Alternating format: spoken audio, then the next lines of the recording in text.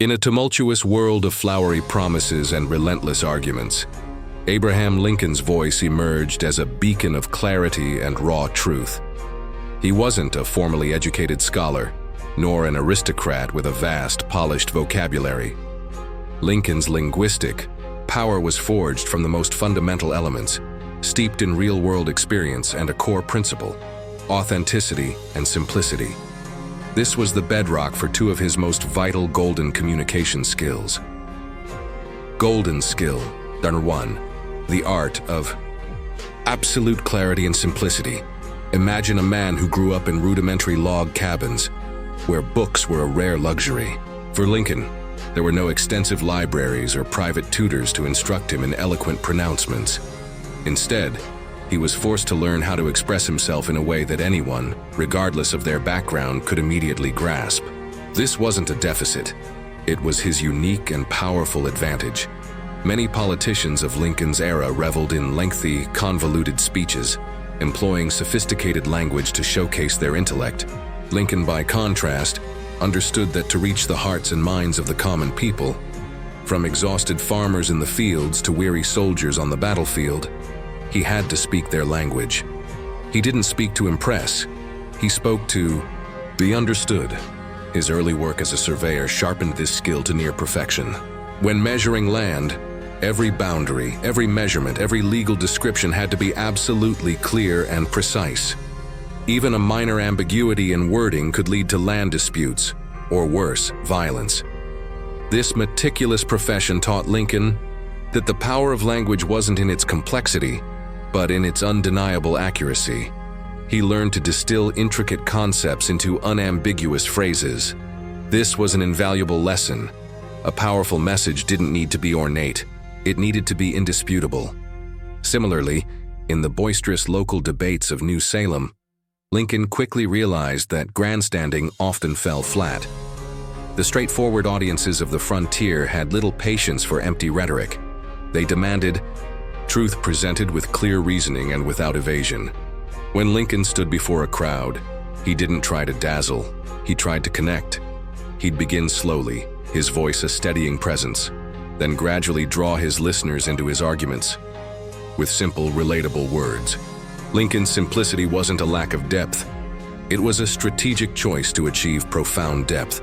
He knew that simple, familiar words would carry far greater weight in embedding themselves in the public mind, especially when people were grappling with complex and stressful issues.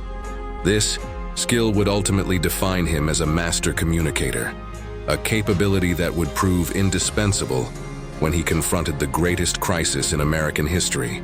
He demonstrated that sometimes the greatest power lies in the ability to articulate the most profound truths in the most accessible language. Golden skill, number 2. The unrivaled power of story and analogy in a society starved of entertainment and information. Storytelling was a vital art form, a primary means of communication. Lincoln, early on, recognized and mastered this skill. He was a natural storyteller, with an uncanny ability to recall and vividly recount jokes, anecdotes, and analogies. This gangly, sometimes awkward young man often used humor to diffuse tense situations, bridge social gaps, or simply to win over an audience. But beneath the humor was a sophisticated communication strategy. He didn't just tell stories for amusement, he told them to educate, to illustrate a point, or to deliver a critique without direct confrontation. For instance, when explaining a complex issue or justifying a difficult decision, Lincoln frequently employed analogies or comparisons drawn from everyday life, particularly from farming or familiar frontier activities. When faced with the critical decision of replacing a general mid-war, he simply explained, "It is a good deal like swapping horses when crossing a stream." This phrase, though humble, instantly conveyed the complexity, risk, and inconvenience of such a decision, making it immediately understandable and palatable to a broad audience. It was a perfect demonstration of his knack for using relatable imagery to clarify weighty matters. His ability to use analogy wasn't limited to informal situations. In fierce political debates, Lincoln elevated the analogy into a formidable rhetorical tool. Perhaps the most iconic example is his "A house divided against itself cannot stand" statement from his 1858 speech. This wasn't merely a political metaphor. It was a direct quote from the Bible, a source deeply familiar to most Americans of the time. By leveraging a powerful, universally recognized image with religious resonance, he transformed a complex political message about national division over slavery into a universal warning, striking at the conscience and shared beliefs of the populace. This wasn't just an argument. It was a prophecy uttered from the heart of a statesman. The enduring power of this skill lay in its capacity to allow Lincoln to simplify complexity, transform abstract, difficult-to-grasp concepts into concrete, easily visualized images, enhance memorability. A well-told story or a striking analogy lingers in the minds of listeners far longer than any dry argument. Create emotional connection. Human-centered stories and relatable comparisons helped audiences feel understood and personally engaged. Soften confrontation. Sometimes a well-placed joke or a clever analogy could deliver a difficult truth without immediately triggering negative reactions. In a world saturated with information and complexity, Lincoln's storytelling and analogical prowess offer invaluable lessons.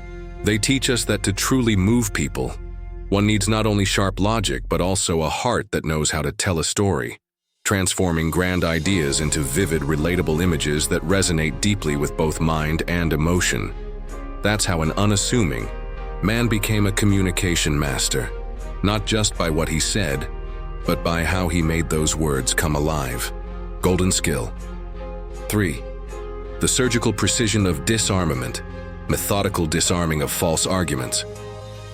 Lincoln's mind was like a finely tuned instrument, capable of dissecting complex arguments with surgical precision.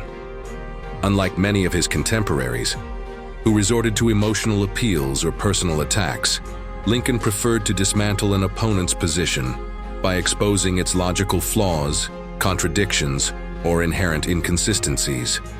This wasn't about shouting louder. It was about thinking clearer.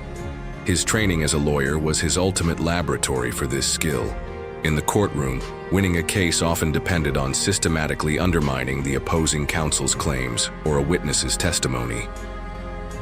Lincoln didn't just present his case, he meticulously anticipated and then methodically dismantled his adversaries. He mastered the Socratic method in practice, not merely asking questions for information, but asking questions designed to guide the listener, and sometimes the speaker themselves, towards an unavoidable truth or a glaring contradiction. Consider his legendary defense in the Almanac trial, People versus Armstrong, in 1858. The prosecution's star witness claimed he saw Duff Armstrong commit murder in the moonlight. Instead of resorting to emotional pleas or questioning the witness's character outright, Lincoln, with a calm demeanor, produced an almanac. He then, through a series of precise, seemingly innocuous questions, led the witness to specify the exact time and conditions of his supposed observation. Then, with a quiet, devastating flourish, Lincoln revealed the almanac. On the night in question, the moon was barely a sliver and had set long before the alleged time of the murder. The power of this moment was not in an impassioned speech, but in the irrefutable logic and evidence, delivered with chilling composure. Lincoln's questions had systematically built a trap, and the witness had walked right into it, exposing his own falsehood. It wasn't about clever wordplay or oratorical tricks. It was about the cold, hard facts presented with such clarity that the jury had no choice but to see the truth. This was communication as a weapon of precision, designed to reveal rather than obscure. In his political debates, particularly against Stephen A. Douglas, Lincoln consistently employed this disarming technique. Douglas, a master of popular sovereignty, would present his arguments with a powerful, authoritative voice, often relying on rhetorical flourish. Lincoln, however, would patiently allow Douglas to lay out his case. Then, rather than attacking Douglas personally, he would identify the core logical fallacy in Douglas's position. His most famous example is the Freeport question during the debates. Can the people of a United States territory, in any lawful way, against the wish of any citizen of the United States, exclude slavery from its limits prior to the formation of a state constitution? This seemingly technical question was a rhetorical masterstroke. It forced Douglas to choose between his cherished doctrine of popular sovereignty, allowing territories to choose, and the Supreme Court's Dred Scott decision, which protected slavery in all territories. Douglas's answer, while securing his Senate seat in Illinois, directly contradicted the Dred Scott ruling, thereby alienating Southern Democrats and fracturing his own party. Lincoln's words, a single, precisely formulated question, became a political wedge that would ultimately pave his path to the presidency. He didn't win by shouting. He won by thinking deeper and exposing the internal contradictions of his opponents. Logic. This skill teaches us the immense power of intellectual rigor in communication. It's not enough to state your truth. You must be able to dismantle falsehoods not by force, but by the undeniable clarity of logical reasoning. Golden skill, Darbing 4. The unshakable weight of moral authority, the potent use of moral high ground. Beyond logic, Lincoln possessed an innate ability to elevate any discussion to a higher moral plane. He understood that while facts could convince, moral conviction could inspire and unite. This wasn't about self-righteousness. It was about grounding his arguments in universally recognized principles of right and wrong, justice and injustice. From his earliest public pronouncements, Lincoln framed the issue of slavery not merely as a political or economic debate, but as a profound moral question. In his Peoria speech of 1854, reacting to the Kansas-Nebraska Act, he cut through the legalistic complexities and went straight to the heart of the matter. He declared, "If the Negro is a man, why then my ancient faith teaches me that all men are created equal, and that there can be no moral right in connection with one man's making a slave of another." This statement is a masterpiece of moral rhetoric. He didn't invent a new moral code. He invoked America's own foundational ideals, the Declaration of Independence's assertion that all men are created equal. By doing so, he placed the burden of justification squarely on those who defended slavery. He wasn't merely expressing an opinion, he was challenging his listeners to reconcile their actions and beliefs with their own stated values. He transformed the debate from a political squabble into a matter of national conscience. Lincoln consistently employed this strategy throughout his career. Even when discussing seemingly practical matters, he would subtly or overtly remind his audience of the larger moral stakes. This lent his words an unusual gravity and resonance. People might disagree with his political proposals, but they found it incredibly difficult to argue against the fundamental moral truths he invoked. He didn't preach, he reminded. He didn't condemn, he clarified the moral consequences. This was vividly apparent in the Lincoln-Douglas debates. While Douglas focused on the legality of popular sovereignty, Lincoln continually brought the discussion back to the morality of slavery itself. He spoke of the inherent injustice, the violation of human dignity. He wasn't afraid to speak of the eternal struggle between right and wrong. This moral framing elevated his arguments beyond mere political expediency, making them resonate on a deeper, more profound level with the American public. Even when he lost the Senate election to Douglas, his moral arguments had captured the national imagination and planted seeds of conviction that would bear fruit in the coming years. The true genius of Lincoln's moral authority in communication was that it was never self-serving.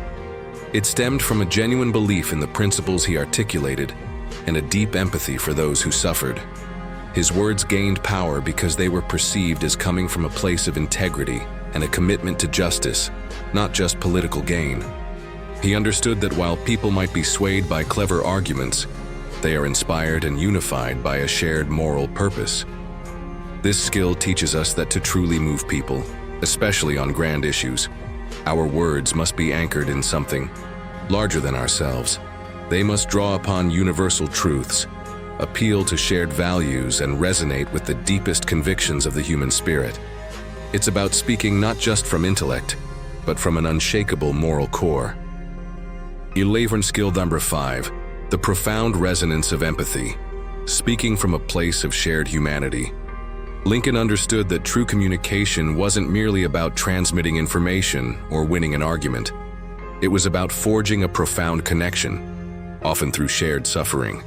He was a man intimately acquainted with loss, grief, and despair, a personal history that imbued his public words with a raw, undeniable authenticity. This deep wellspring of empathy allowed him to speak directly to the hearts of millions, transcending political divides and touching the shared human experience. Consider his approach to the families of fallen soldiers. While many politicians might offer generic condolences, Lincoln's letters to the bereaved were different. His famous letter to Lydia Bixby, a mother believed to have lost 5 sons in the war, is a testament to this skill. He began not with platitudes, but with an acknowledgement of the inadequacy of words in the face of such sorrow. I feel how weak and fruitless must be any word of mine which should attempt to beguile you from the grief of a loss so overwhelming. He didn't try to diminish her pain. He validated it. He recognized the immense, almost incomprehensible depth of her sacrifice. Then he elevated her loss, not to patriotic fanfare, but to a sacred, almost divine purpose. I pray that our Heavenly Father may assuage the anguish of your bereavement and leave you only the cherished memory of the loved and lost, and the solemn pride that must be yours to have laid so costly a sacrifice upon the altar of freedom. He wove together personal grief with national purpose, suggesting that her sorrow, however profound, was part of a larger, noble cause. He wasn't just expressing sympathy, he was sharing in the universal human experience of loss and dignifying her sacrifice. This letter, brief and heartfelt, resonated because it came from a place of genuine, understanding compassion, a sorrow that he too carried. This empathetic resonance wasn't confined to private letters. In his public addresses, Lincoln often addressed the suffering of both sides, even his enemies. In his second inaugural address, delivered just weeks before the war's end, he famously declared, "With malice toward none, with charity for all." This wasn't a political slogan. It was a profound act of public empathy. In a nation ravaged by years of bloody conflict, where vengeance might have been a natural human impulse, Lincoln chose to acknowledge the shared pain and to call for universal compassion. He spoke of the shared faith, the shared Bible, and the terrible irony of both sides praying to the same God for victory. By acknowledging the common humanity of North and South, he opened a pathway for reconciliation that no amount of legal or military force could achieve. This skill teaches us that true connection in communication comes from acknowledging and sharing in the human condition. When we speak from a place of genuine understanding and compassion, our words gain a power that transcends mere argument, fostering trust and opening hearts. Golden skill number 6, the transformative power of inspirational framing. Redefining purpose and inspiring action. Beyond empathy, Lincoln possessed an extraordinary ability to frame a situation, no matter how grim, in a way that not only inspired hope, but also redefined the very purpose of the struggle. He didn't just present facts, he reshaped narratives, elevating mere events into profound movements. This was especially evident during the Civil War, when morale often wavered, and the nation's purpose became blurred by endless bloodshed. His most iconic example is the Gettysburg Address, delivered at a cemetery dedication in November 1863. In a mere 272 words spoken in less than 3 minutes, Lincoln did not recount battle strategies or praise individual heroism. Instead, he did something far more profound. He redefined the meaning of the war itself. He began by reaching back to the nation's founding principles. 77 years ago, our fathers brought forth on this continent a new nation, conceived in liberty, and dedicated to the proposition that all men are created equal. By invoking the Declaration of Independence, he subtly shifted the war's objective from merely preserving the Union to fulfilling the promise of equality for all men. He framed the immense sacrifice of the soldiers at Gettysburg not as a consequence of political strife, but as a test of whether that nation, or any nation so conceived and so dedicated, can long endure. He then elevated the soldiers' sacrifice, not by focusing on their deaths, but on their legacy. The world will little note nor long remember what we say here, but it can never forget what they did here. This was a brilliant rhetorical move, subtly challenging the audience to ensure the soldiers' deaths were not in vain. Finally, he closed with a powerful call to action, framed around a re-envisioned future. That this nation, under God, shall have a new birth of freedom, and that government of the people, by the people, for the people, shall not perish from the earth. This wasn't just about winning a war, it was about forging a new birth of freedom, a deeper realization of the nation's democratic ideals. Lincoln's words transformed a battlefield dedication into a profound statement of national purpose, inspiring a generation to fight for something far greater than political boundaries, for universal human dignity and the very survival of self-governance. He turned blood and sacrifice into meaning and purpose. This skill of inspirational framing wasn't limited to his grandest speeches. It infused his approach to the Emancipation Proclamation. While legally a military order, Lincoln framed it morally as a step towards freedom. He positioned it not just as a means to weaken the Confederacy, but as a fulfillment of the nation's founding ideals, a necessary step towards a more just union. He used his words to elevate a strategic wartime measure into a monumental moral declaration. This skill teaches us the power of narrative. It's not just about what happens, but how we frame it. By connecting current struggles to higher principles, to a larger purpose, or to a grander vision of the future, we can inspire others to overcome obstacles, endure hardship, and achieve what once seemed impossible. Lincoln showed that words, when wielded with vision and purpose, can literally rewrite the future. Golden skill. 7. The unyielding power of authentic consistency. Speaking truth, always. While not a skill of delivery or framing in the traditional sense, Lincoln's ultimate communicative power stemmed from his unwavering authentic consistency. His words carried weight because they were always rooted in a core set of beliefs that he articulated tirelessly, without wavering, even when it was unpopular or politically inconvenient. This consistency built immense trust and credibility with the American people. From his earliest days in politics, Lincoln consistently articulated his moral opposition to slavery, even when he was just a lawyer from Illinois. His House Divided speech wasn't a sudden burst of radicalism. It was a distillation of arguments he had been making for years. This unwavering commitment to his principles meant that when he spoke, people knew where he stood. There was no pretense, no shifting positions for political gain. His personal integrity was woven into the fabric of his public discourse. During the Civil War, despite intense pressure to alter his policies or compromise on the Union's goal, Lincoln remained remarkably consistent in his core message. The Union must be preserved, and slavery must ultimately end. Even when issuing the Emancipation Proclamation, a radical shift, he framed it as a necessary step towards fulfilling the very principles he had always articulated. This predictability of his moral compass, combined with his strategic flexibility, gave his words a powerful resonance. People might disagree with his decisions, but they rarely doubted his underlying commitment to what he believed was right for the nation. He also exhibited this consistency in his refusal to engage in petty, personal attacks, even when savagely maligned. While his opponents often resorted to mudslinging, Lincoln consistently elevated the discourse, returning to the substantive issues. This discipline reinforced his image as a man focused on higher principles, not petty squabbles.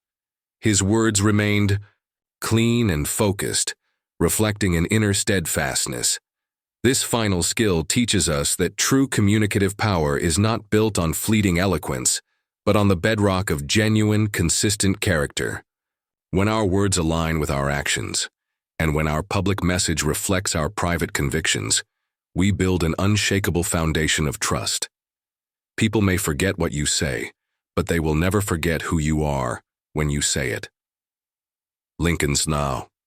Words echo through history not just because of their brilliance, but because they were the authentic voice of a man who consistently strove for truth and unity, proving that the most powerful communication comes from a place of unwavering integrity and an unshakable commitment to a higher purpose.